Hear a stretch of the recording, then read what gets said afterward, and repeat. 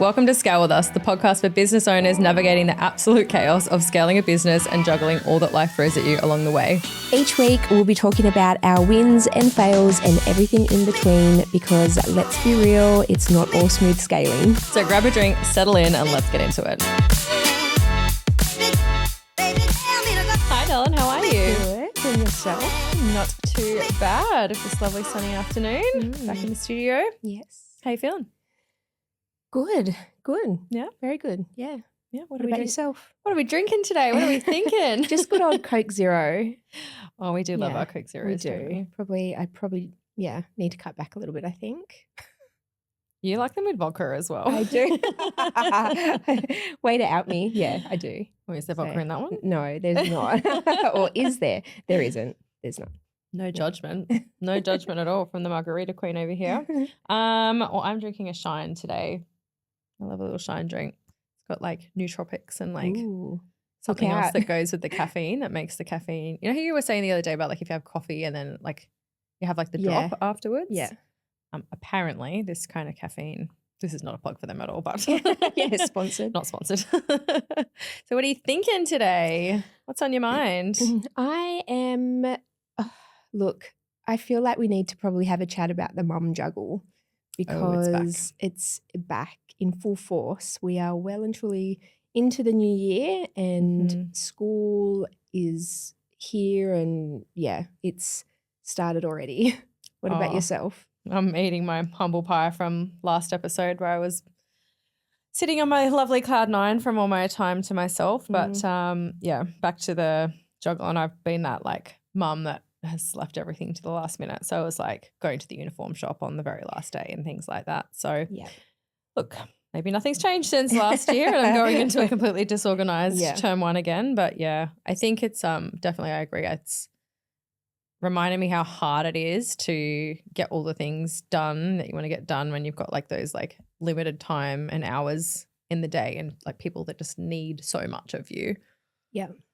I feel you. Just take a little moment. It's nice and quiet in the studio. No one needing us. Yeah. Yeah. It's hard. And like I've always actually struggled with that from like that where my focus needs to be.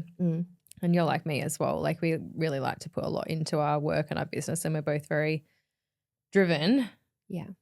But then it's that balance of, you know, seeing these tiny humans that actually need you and your time as well. And then when you're like giving them the time, feeling guilty for not like spending enough time working and growing on your business. Or I know like I've struggled a lot with like not being like as far ahead as I want to be, you know, like I'm constantly like, oh, I wish I was, you know, a bit further ahead. But yeah, it's hard. Like I remember a business coach saying to me when I was earlier in business and feeling that frustration, she's like, it's all right. Your business will grow as your babies grow. And it definitely has. Yeah. But yeah, I think I probably like looked at like, I think I had a lot of guilt around using things like before and after school care and getting assistance. Whereas I know like last year I let go a lot of that. And I was just like, well, they can go to after school care. And like at first it was a struggle, like they didn't want to go, but like now they're used to it and they like it. They love it. Yeah. And we finally moved through it. Yeah. So definitely we'll be utilizing that a lot. Yeah. This year. Because like otherwise, like, I mean, I don't know about you. I can't get enough done between like 9 and 3. No, not at all. Like I still need the full days. Yeah. Like in the business. Yeah, totally. And then even after 3, it's like I'm still following things up, you know, on my chat and it's hard when, you know, I've got a great team. So do you. But they still need approval for things or they've got questions. So, you know, I do get the guilt that I'm on my phone quite a lot. See, I worry about that because like I think kids, it's like monkey see, monkey do, right? Yeah. And obviously we have young kids, so they're not going to be at that age of using their phones and stuff. But like I'm conscious of that all the time. Or like how much time am I spending like on my phone and where do I need to be? But also like I think if I'm really honest, like sometimes like if I'm around, I'm like it's almost like a escape to go and check the phone and see if I'm needed from like an adult grown-up perspective. Yeah. What do you find? Yeah, same. I struggle, you know, to sit there and play Barbies or something for, you know, for a short burst of time, that's fine. But for extended periods, I'm like, oof, I just feel like, needed elsewhere. which is a struggle. But what are some of the things that you, I guess, outsource in your personal life to try and make it a little bit easier for yourself? I probably need to be doing a little bit more. I mean, I have a lot of help.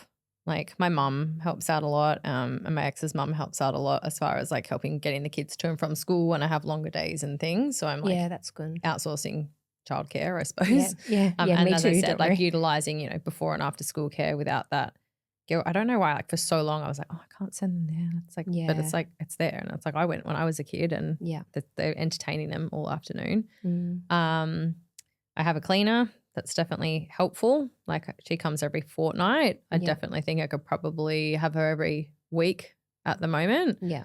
But it's hard because it's sort of like she does the cleaning, but I think I need someone to just tidy up shit. Yeah, that's So where I'm much at. shit. That's the biggest thing I think I realized, especially over Christmas and everything, is just there's so much stuff and the stuff becomes a mess. Yeah. And like just when things are a mess, And like you just it's move it from one spot to another spot. Oh and yeah, then it's 100%. back, or just it makes that other spot messier. Yeah, or It's you like, clean up one area and then you turn around and your kids have like unpacked something else in another room. So yeah, that's super fun. So I would like to get might be more like a nanny or a housekeeper at some point in time, which is, very privileged position to be in. But I suppose it's working out, the balance of like where I want to be spending time with the kids versus where I, want to be getting some support and help. Definitely no meals. Like I get meals, probably not so much for the kids, but I get meals for me, like for during the day. So I'm not like trying to cook and do meal prep. Because you've got to look at, and this is what we say to our clients, it's like if you look at your hourly rate, right? Like the way that I now outsource like my laundry. Because, yes, we need to hear about your laundry outsourcing. That sounds amazing. And for a long time I was like, no, I can't. Like it's our dirty clothes, like, But I would pick the girls up from daycare and then I would spend all your afternoon washing. An hour like folding it and putting it away. And it's like I can get that done for $40 and it's comes back Or if folded. you're like me, I'd do the laundry and then it sits on a pile in my bed. Yeah. And then the pile just I grows. still got and to grows. put it away, but it's a lot nicer when it comes folded. like, that's half the challenge. Absolutely. The worst is like when I do that and then I'll be like, I'll do that later. That's my toxic trait. It's like I'll fold the laundry later and then it gets to like 11 o'clock at night and I go to bed and I'm like, push it on the floor. Oh, sometimes, if Taylor's away, I'll just like put it on one side of the bed and like sleep like a homeless person with my clothes on the other side. Oh, yes. What would I outsource? We're talking about like things like outside of the business, right? Because I think when we're talking inside as well, it's like what you can't do everything, whether that's business or life. How are you building a business, scaling it, raising your girls? Whether it's outsourcing in your business or out. Well, obviously I have an amazing offshore team. Thank you, agency. You're welcome. So other than my team, I mean, I have a bookkeeper, I have an accountant. I don't know. What else did I use? What else do you use? Do you have anything for like socials or ads or like marketing ads, and stuff? Yeah, definitely ads. What else? Yeah, video editor. So for me, that's a good point actually. So a lot of the time I will jump onto something like Fiverr if I need just like a quick job, kind of like your little platform that you've got as well, which we can talk about. So that's really good. And probably like it's sometimes when you need a specific thing done. Yeah, which is like a higher skill set than the VAs that we have. They're great at some things, but like us, we're not a specialist in everything.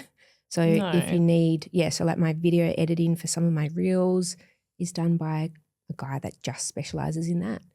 And I think we're so lucky in that now. Like when you're growing and scaling a business now, I'd imagine, I didn't have a business like 20 years ago, but like when I worked in a real estate agency, like in my younger career, they had to hire a marketing lady and there was a full-time marketing lady who, did all of the marketing bits and pieces and, or you'd have to go and hire a, probably advertising agency and pay them $20,000 to do a video campaign or something, right? Like I think we're so living in such a cool time where you can get access to, and outsource so many things at a reasonable cost without like a big, full-time salary commitment as well. Yeah.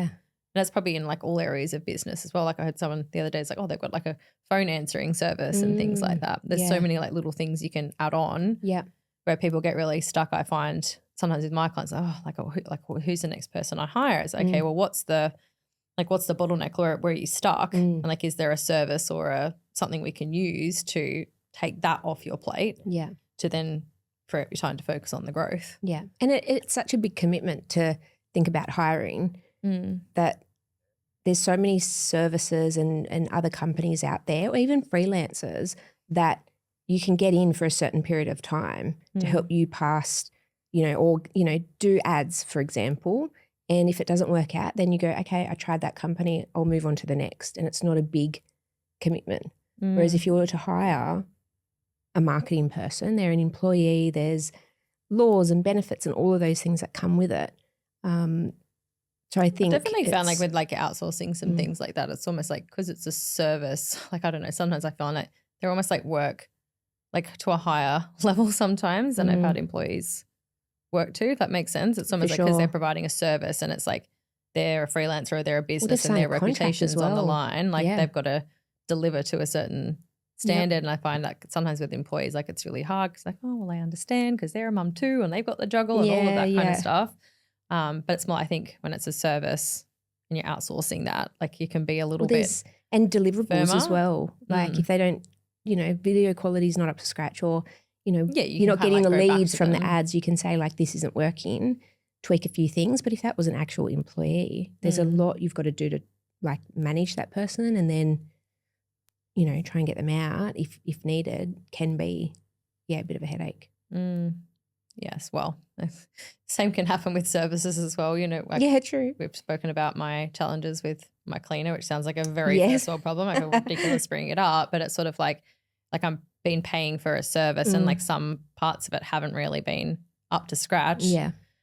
And like I've had to, have a tough conversation to get those things addressed. But they were like so willing to, oh my gosh, thank you for telling us. Like, of course we'll do that. And I was like, oh, okay. Everyone was right. Same with my cleaner as well. But, she's running a business and she's having other people do that work for her. And so I kind of think about my own business. Obviously, the VAs are out there in other people's businesses doing the work. And if someone's not performing or they've done you'd want to know, right? I would 100%. So we can fix it. We don't know, like we can't fix what we don't know. So, if some of the cleaning, it doesn't happen often, but I'll, go back to my cleaner. I say, oh, this hasn't been done or whatever. And she's there that afternoon or the next day fixing it. So, yeah. So would you say like with the outsourcing that you have like in your life and, those sort of things, like do you think it gives you like more balance? Like is balance a thing? Do you think you have balance in your life as a working mum? Like that's a tough myth? One. I think it's a myth. Yeah. Yeah.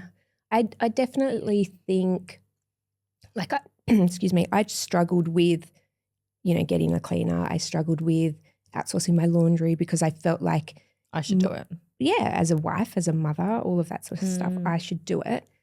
I should be able to manage it all. I should. Like I should be able to manage it all. That's the perfect way of putting it. I should be able to manage it all. But mentally, it was too much. It was too much.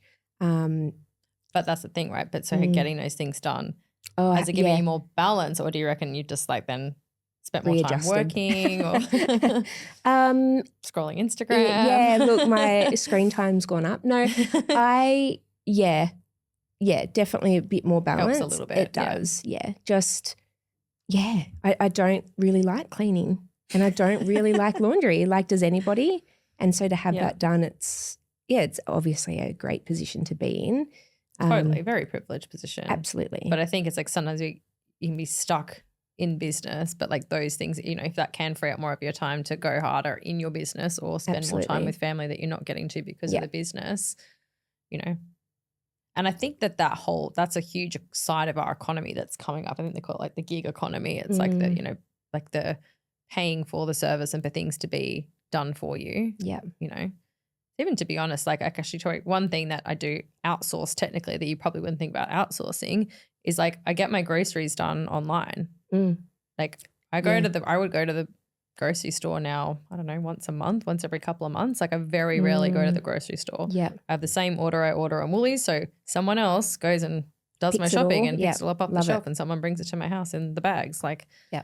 all I have to do is unpack it. Yeah, And now I'm getting my perfect. kids to help with that. So I'm outsourcing that part of it as well. Got to teach them young. No, Actually, but do you know what? yeah. That is actually a good point as well, is like getting your kids to this age where they can help with stuff. Yeah. Because I'm finding like, so I've got 5 and 7 and I get like, you know, I'll be running around the house like picking up all their stuff after them. And then I get the shits and I get resentful over them. And then I'm snapping at them going, oh, why is this such a mess? Like, why do I have to pick up after you and blah, blah, blah. And then it's like sometimes I'm like, hang on, like you need to learn how to tidy up. Yeah. Otherwise I'm going to be raising like kids who can't look after themselves or are like those horrible housemates that don't clean up after themselves. Yeah, totally. It's hard because like, you know, you try and get them to clean up and then it takes ages or they get distracted and they do something else. Like literally last night, like I was like, they were playing and it was hard because they were having a good time, but their room was like a bomb had gone off because they had a friend over in the afternoon. And like I said, go and clean your room. And then I was like cleaning out the rest of the house and I kept going back in and I'm looking around going like, there's been like zero progress here. But like I can't get mad because maybe they have tried a little bit and it took them probably a good hour to clean up what I probably could have done in like 15 minutes. Yeah. But it's funny, my 7-year-old, she started getting into it, right? And then I saw her and then she was like sorting out her shoes. And I'm like, oh, that feels good, doesn't it? Like that feels really good to have a clean room. Yeah. So hopefully I'm creating positive habits and I'm not like making her like neurotic about having things OCD. clean and tidy and organized. But I'm not super OCD around the house. I've really had to like embrace that it's okay for things to be an absolute mess sometimes. I think I really struggled with that when I first became a mum and I was trying to like work and like. I still struggle with that. Because it's hard. You want the space to be clean and organized. Yeah.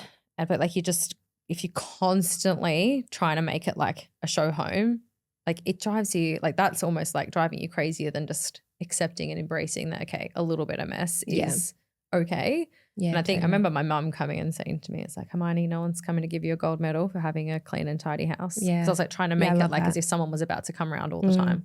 Probably when you have a baby, people are always just coming around. Yeah. But even that, I had to say, why am I doing that? Well, I want people to think I've got my shit together. Yeah. And so I think, you know, sometimes like I'll get the kids to bed and I'll look around and things are still a bit of a mess. And like part of me is like, oh, I really just want to clean it up and get, and like you finish the night and you get your house like, the kitchen's closed and like everything's nice and neat and tidy. But sometimes I'm like, you know what I need more is I either need to go and do that couple of hours work or I need to just go and lie down and chill out for a minute because I'm exhausted. Yeah. And so it's that partially for me, I find it's that acceptance of a little bit of chaos. Like there's going to be a bit of chaos. Being basically like a solo mom with 2 kids running a business. Yeah. It can't be perfect all the time. No. Unless I get unless I get super, super wealthy and get my daily nanny housekeeper lady. Goals. Yeah. Yeah. So you struggle with the mess side of things at I home? do, yeah.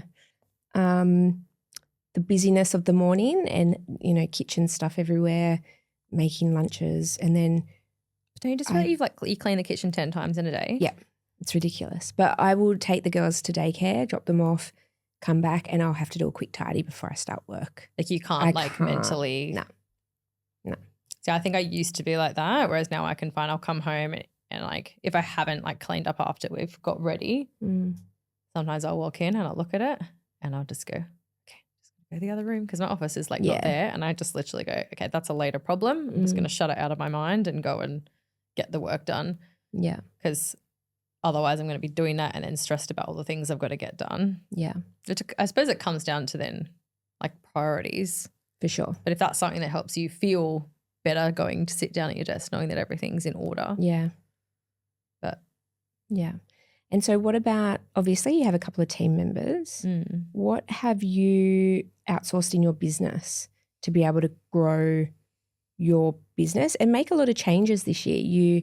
You've created your mastermind, your coaching group. How were you able to do that? Like what are you outsourcing in your business? Obviously you can't do everything. You were doing a lot of it for a long time and now you've got team. Well, I suppose probably for a long time because I, like most of us do, like I started my business like from nothing, right? Like I made a website on Wix, like, Yeah, and had, mine was GoDaddy. yeah, and you just like build it and like it's very bootstrap and you just go as you grow as you go, whatever it is. And I think the biggest thing, one of my biggest investments last year was paying for someone to completely redo and rebuild my website. I have a proper grown-up WordPress website now. Thank you, Sparrow Studios. And it's funny because like I'd held on to like that old website for so long, but I realized I'd outgrown the identity of my old site. Like I looked at it and I was kind of like, oh, it's not really like me anymore. And I kind of had two choices. I'm like, okay, well, I can go back in and try and do it all of myself and get it to that next level. Whereas like, okay, no, I want someone who knows what they're doing, but is an expert in their space, right? And like they have nailed like all the SEO and all the stuff that kind of goes in behind that. I had no idea what I was. I got basic knowledge, but I didn't know what I was doing. You know, and I'm already showing higher in the search results, right? So it sort of goes to show that sometimes by like outsourcing and investing in that, like, or something like that with the expert that can do it, can have a greater like impact and result for you. For sure. You know, it's even the same, like say with like something like having a cleaner at home, right? Like for me to clean the house, like it would probably like the volume that they would do in the hour and a half or whatever they're there, it would probably take me 3 or 4 hours to do. Yep. Whereas like, you know, they come through, they whip through with 2 people, they, you know, like they're not distracted with anything else. Like they're specialized it. They've got all the right equipment. So I think it's things like that where you can get the specialist who can do it better and faster and get better results for you. I feel like that has taken a lot of pressure off me. And it's even, you know, generally now, like I'm trying not to be the one to do any of the website updates. Like my VA, Ina, like she knows how to do like all the WordPress updates. Like she's better at it than me. And I kind of am happy for it to stay that way. Yeah. Sometimes like I jump in and I'm like, oh, like I want to know how all of this works. Yeah. But having like then the maintenance of that kind of like outsourced to the team as well. Is that's probably a big thing that's going to help me scale this year, because like the old website, as I said, SEO wasn't right. Like, you know, we weren't getting a lot of traffic and stuff like that. And so like for say the new shop that I've built on there with the products, right? Like we need strong traffic to be coming to the site so that people can see the products. So it's been a big investment and outsource that to a specialist, but like I can already see the benefits and results in now being able to get the results I want, you know, income-wise and results-wise in the business. Same with my website. And again, shout out to Em at Sparrow. She'll love this. But no, it was the same for me. Like I just built my website on GoDaddy and it was very basic because I just started my business, and at the start you don't really know if your business is going to go. Yeah, so you're like, oh, you know, $49. Spend $20K if it's not going to like be anything. Yeah, totally. We didn't have that much money back then. Yeah, but then once you do it and you realize how good it is, and you think, oh wow, okay, and the traffic that it brings, and you know, the conversion of people actually jumping on the website and having a look, the conversion of them signing up or you know, reaching out, the inquiries. It's because you've got an elevated presence, or you've got, you know, that brand awareness of the clients, plus clients that you've worked with. All of that is right there for them. But I think it's important when it comes to like, you know, looking at smarter ways to grow your business. Like I think online now is just, you know, like you have to have a strong website, right? Like it's beyond the socials. I think there's a lot of talk around, oh, you know, regular social content and all of that type of thing. I think the biggest thing I learned, you know, from going through that process, you know, with the strategy and the web design and everything with Em was like how important it is to have not just a page that people come to like a shop front, but it's like how are you setting that up to make sure that that's, you know, a lead generating and converting machine for you so that while you're off doing other things, the website is working for you, right? So it's almost, you know, go to that like what else am I outsourcing? Well, part of our strategy this year as far as like, you know, generating leads, top of the funnel, middle of the funnel type stuff is like all around the website is working to get not just the eyeballs, but then move those people into our funnel, move those people into our database so that they can be nurtured so that we can get the right products in front of them. And I think typically, you know, what I see a lot in real estate in particular like a lot of the websites aren't set up and optimized for that. There's still, a lot of people get the cookie cutter websites, which is just, here's the listings, and there's not, value and information or lead magnets or ways for people to connect with you that aren't like booking an appraisal, right? Like I think so many websites, it's like, book an appraisal. Like what if people don't want to book an appraisal with you? They just want to connect with you and have a chat with you or get some of your content and learn about your stuff or see who you are. And so I think there's a big gap and opportunity for a lot of real estate businesses to create websites that work for them as well. Yeah, for sure. And it's hard. Like I have one client last year, they paid a decent amount of money for a real estate website. Yeah. Not through M. We're a well-known website provider in the real estate space.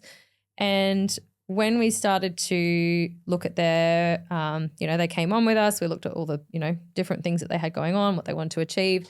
Obviously, growing their business as well. And once we started to look at the different options for them for generating more leads, we were looking at the option for ads, right? But once we started looking at ads, we realized, okay, well, the ad's going to lead traffic to the website. We went into the website. The website was like, there was no SEO. There was like, not like it was such a shell, and it was just so void of any value. Didn't show them. It had all like, even generic photos and stuff on there. And I felt like bad for them that they'd invested, a decent amount of money to have then something that still would need like so much a lot of work at the end of the day. Yeah. And so that's an interesting, thing to think about, because they did outsource that to someone that they thought was a specialist. But I think that the place that got it through was kind of like an offhand, we'll do websites too kind of thing. Yeah. We know the offshoots of the CRMs. Yeah. Probably know who we're talking about. Yes. But so it's sort of like, that they'll now need to either get someone to completely redo their website, or someone who can kind of like go in and like fix all of their website up. Yeah. I don't even That's have a got on that shame. tangent. Yeah, it is a shame, but like at least they know now, and they didn't start like running ads to a very low converting and that's website. the thing. You can look at that and go, I wasted so much money, or you can go, I'm going to fix it now, invest a little bit more money and get it fixed now. So then you don't want to spend money on ads to lead them to a website that's not going to convert.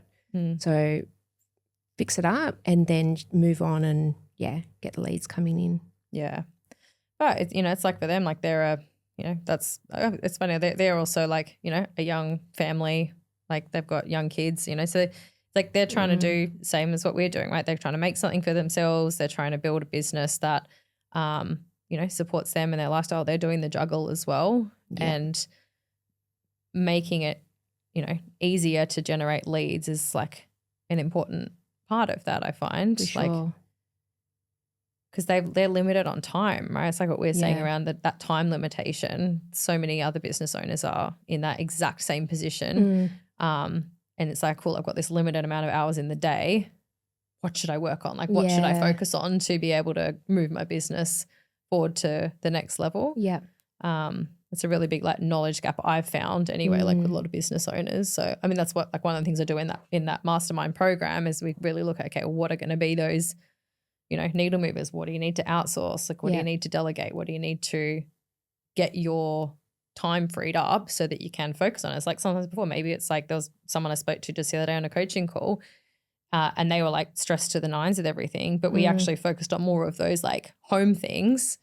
And, then a week later, she's like, oh, okay, like now I can breathe. Yeah. Now I can focus my energy back on the business because I had some of that house stuff sorted. I had the help and the meals and the cleaner and all of those type of things to free up the headspace and capacity. Yeah. So otherwise it is a bit of chaos, right? Crazy. There's a really great like book or audio book. I like to listen to it on audio. Buy Back Your Time by Dan Martell. Oh, I've heard of this. Yeah, I haven't read it. So good. And he's all about, obviously, buy back your time. So like looking at your hourly rate, whether that is at home or in your business and outsourcing literally anything that falls below your hourly rate.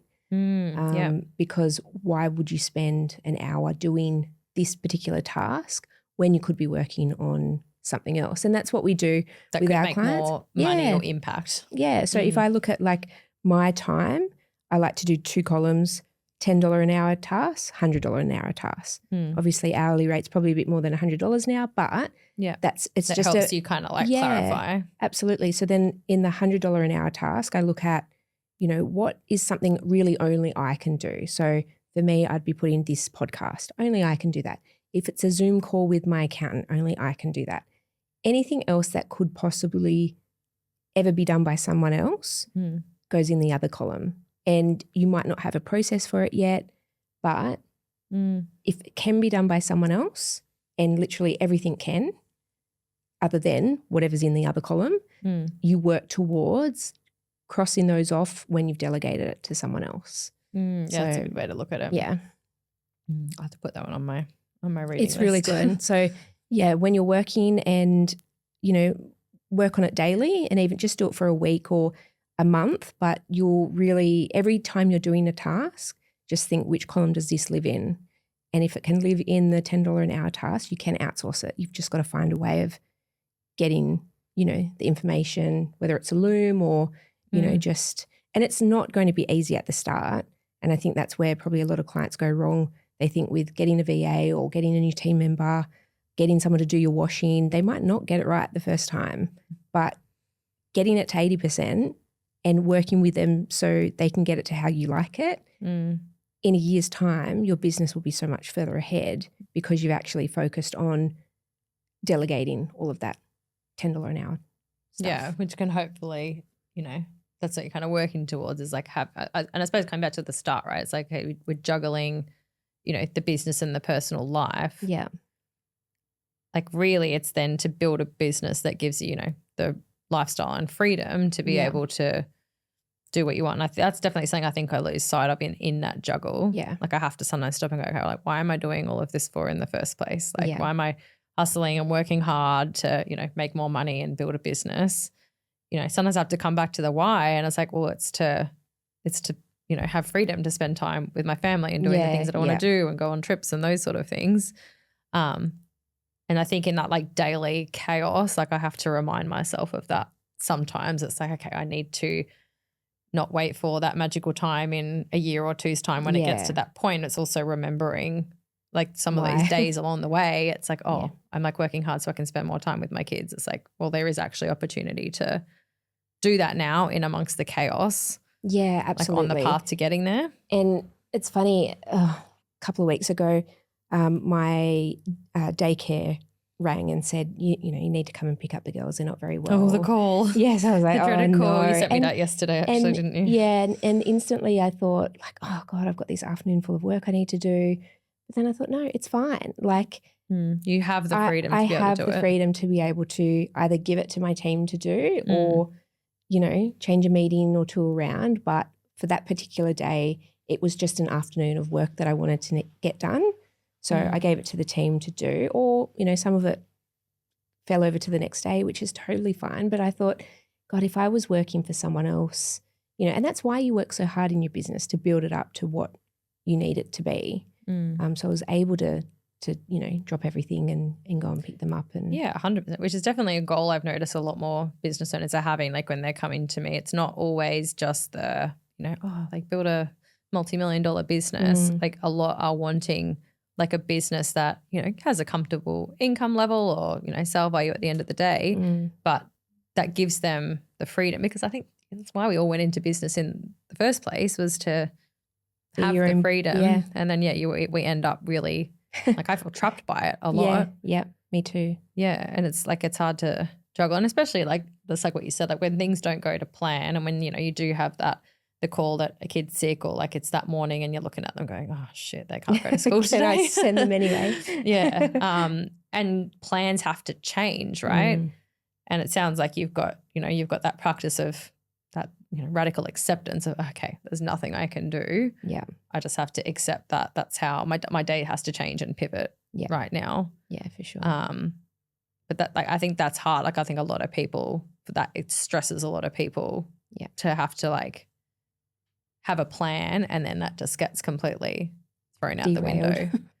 But I that's probably a big business lesson that I've learned is like you have to stay flexible. I don't know how you feel, but like there's so many things that come up that you're not planning for. You know, you might be on a really good trajectory and then a staff member tells you, oh, like I'm leaving or whatever. Yeah, absolutely. Yeah.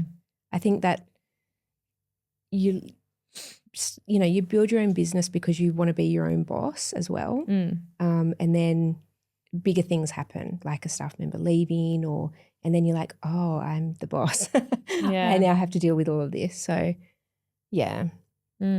And that's like that's hard when it then does fall back on you, but then you've got all the pressures and juggles of, you know, like having young kids. Like I don't know. I don't know if we haven't gone through that later stage of having older kids who are more self-sufficient. I'm sure there's a lot more like this later stages where we're going to be like taxing and ferrying them around to all sorts of things. I wonder if there's an outsourced kid. It's called Uber. I actually saw someone the other day, they said that they were Ubering their kids to the sport at the end of the year because like they just didn't have time with all of the end of the year juggle, you know, towards the end of the year. But yeah, I think I wouldn't say we're in the trenches, but we're in a stage where, you know, that like it's not like they're so self-sufficient. Okay, if you're sick for the day, just stay home and like you're all good. Like they are at a stage where it's like, okay, if they're homesick for the day, they do need a bit of our like time and attention. And yeah, for sure. I've had a few days last year. I remember when they like were homesick and I still had like 7 calls to do back to back, and sometimes they're really sick and sometimes they're not that sick. You know, like the days where they just like want to be at home. Yeah, they just want to be at home, but.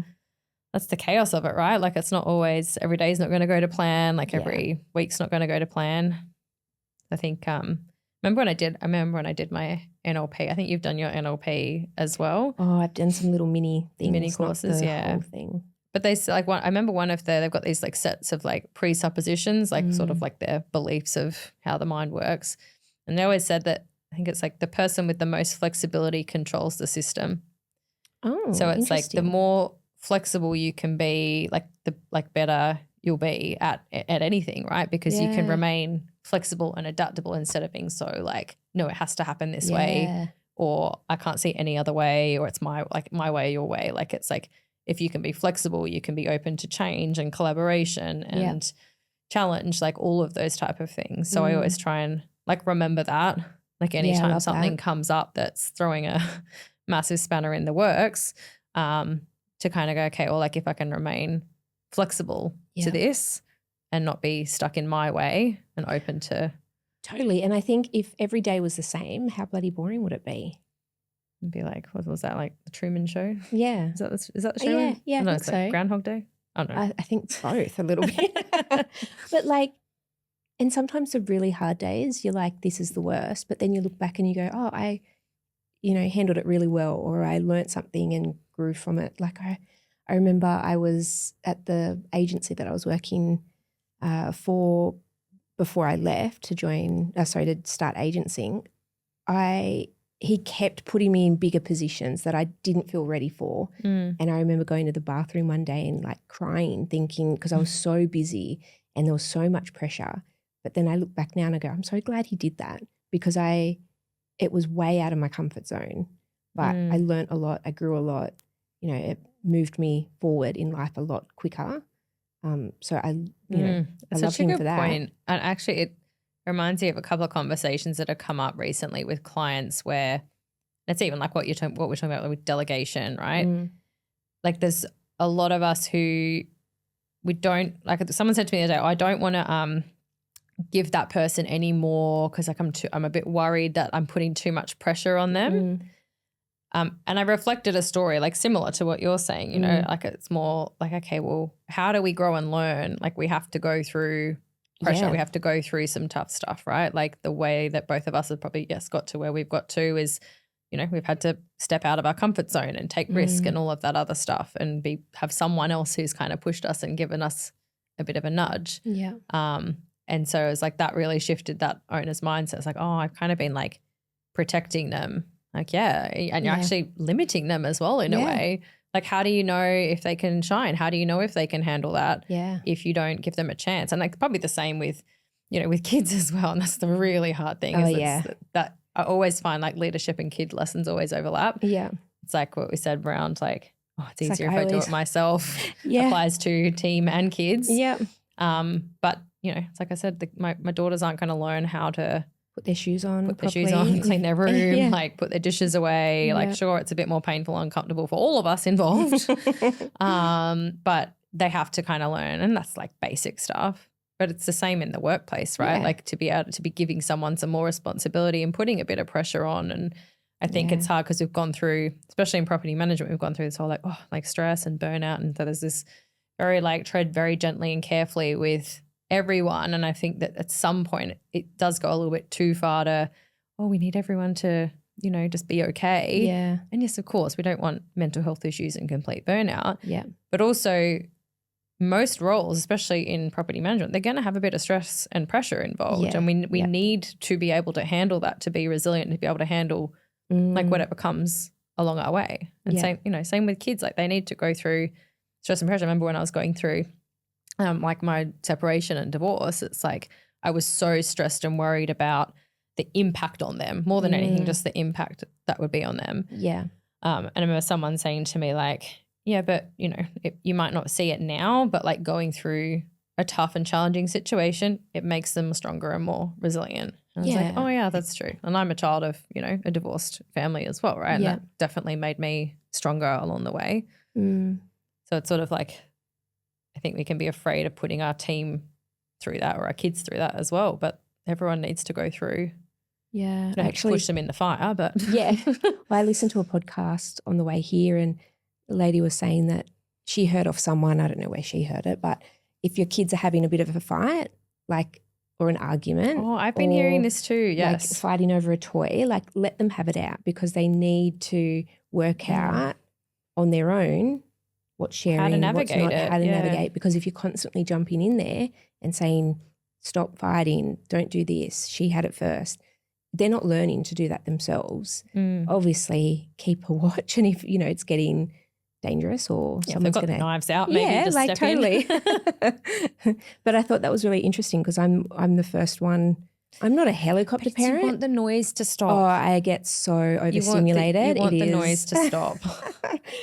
Oh, my husband was only saying the other day, he's like, God, you get so like overstimulated. I'm like, I do, because it's just so much But then noise. I said, we're the ones carrying the stress. They get over it so quickly. So quick. Like they'll have a fight and you think like, oh my God, just shush. Like it's, like, and then you get a bit shitty with them. But then like 2 seconds later, they're playing over like it. super friendly and they're absolutely over it. But you're still like seething. Yeah.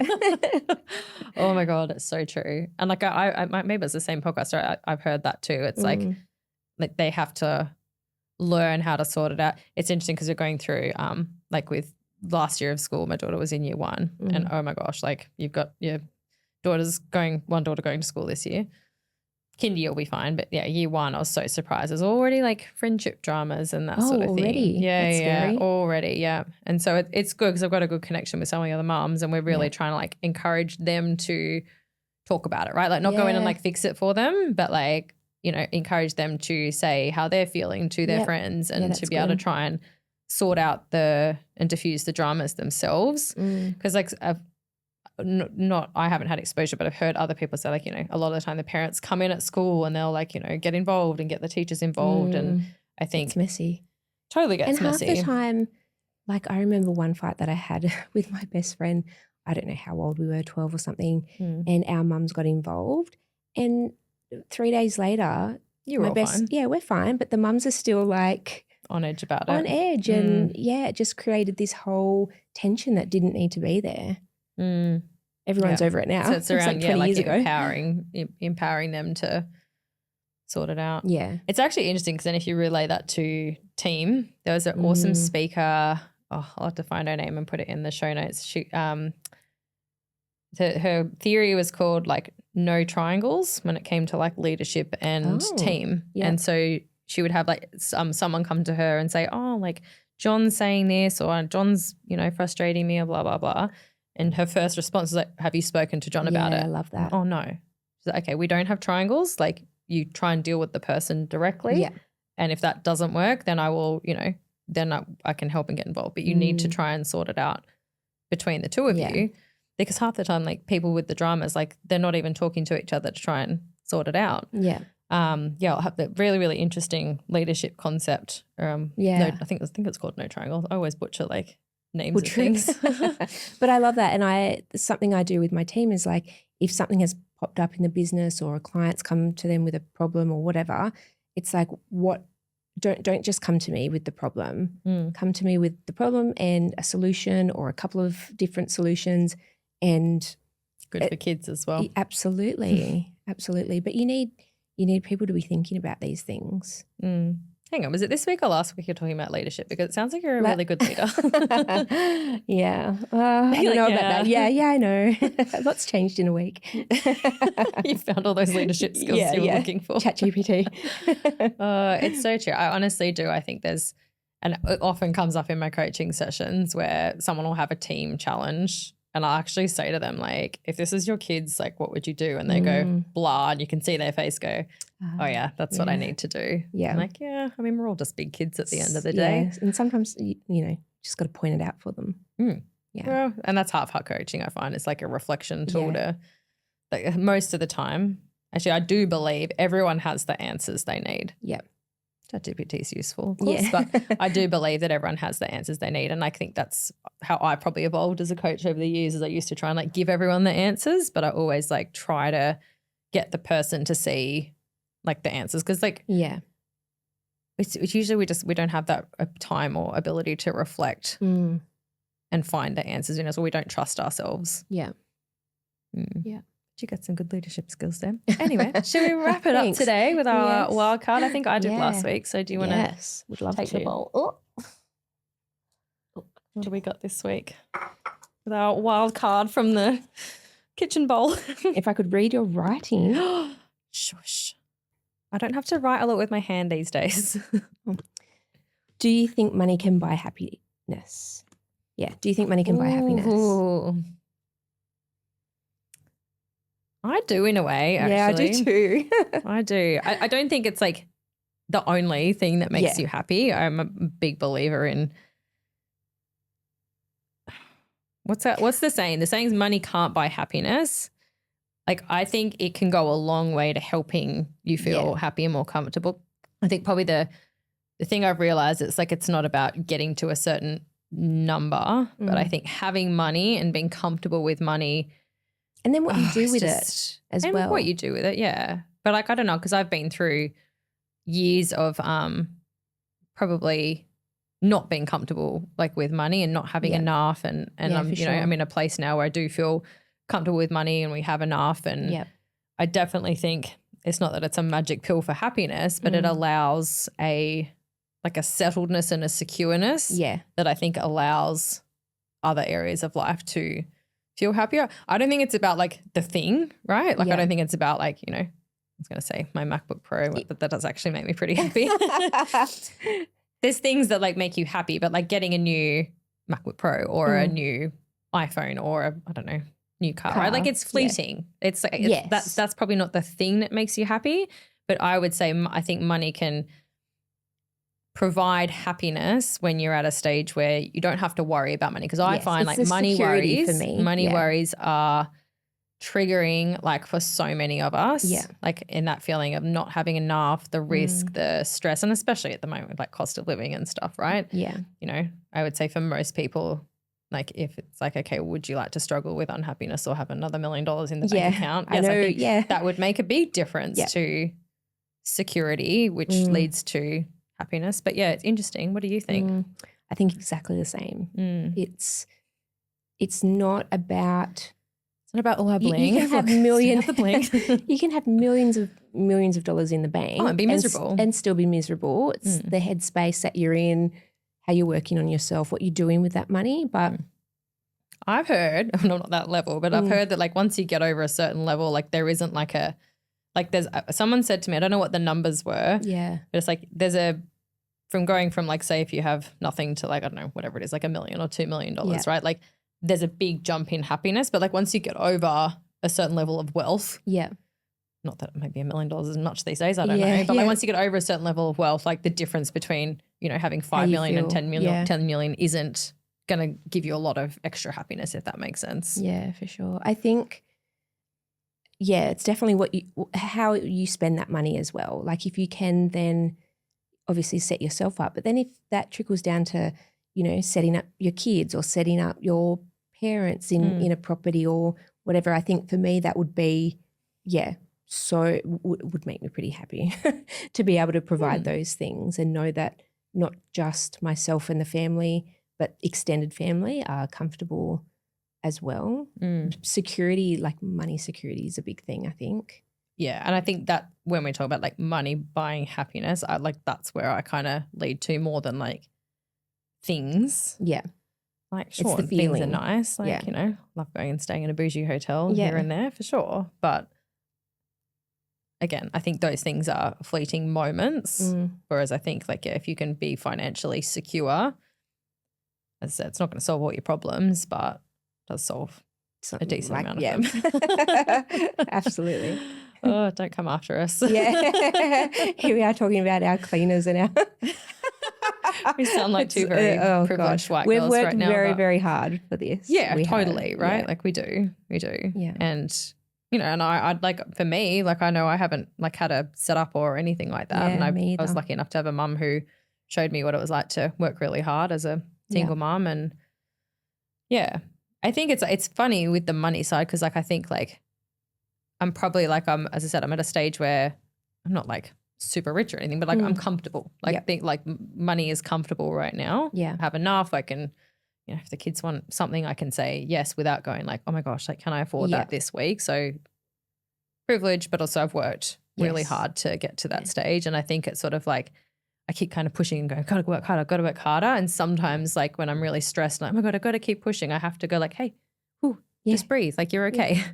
Like it not like, if you don't, bring on a new client this month, like the world isn't gonna fall apart. Yeah. And I think doing it the way that we have is so much better because we value it so much. It's not like we won the lotto, right? And we just went from nothing to having millions of dollars, we won the lotto. We've worked hard, but we're also helping our clients to do the same in their business. 100%. I think that's why both of us probably do what we do is because like we want, like I know for me, like I want to extend and show others like, cool, you can go out and make your own thing and get to, like where I am and have that, security and freedom. Yeah, for sure. Like you don't have to be, stuck in a limited job for the rest of your life. And I think that's the, that happiness piece, right? Like, in a job where it would have been previously, it's like, I have to go and like ask for, can I have like a 5K pay increase? No. Okay. Well, I'm really stressed, blah, blah, blah.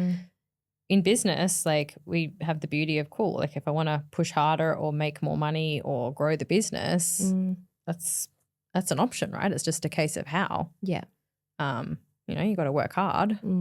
But I think it's the beautiful thing about the business side of it is you can work hard and be rewarded for it. Yeah. Like I remember so many years like just working my butt off for someone else and then like not feeling like I was like kind of rewarded for the effort that I put in, if that makes sense. Yeah, it's funny. Agency I used to work for, if I worked really hard, I got to do other people's jobs as well.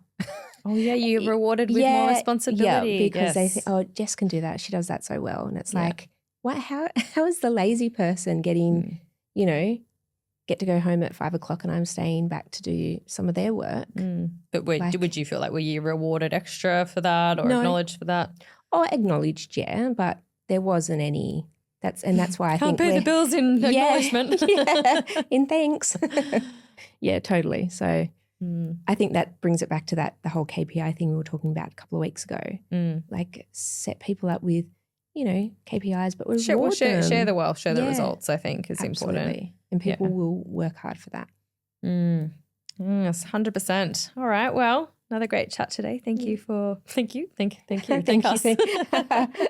If you like today's episode, please like and subscribe and share it with another business owner friend that you think would like to hang out with us. And we'll catch you next week. Thanks, guys. Bye. Bye.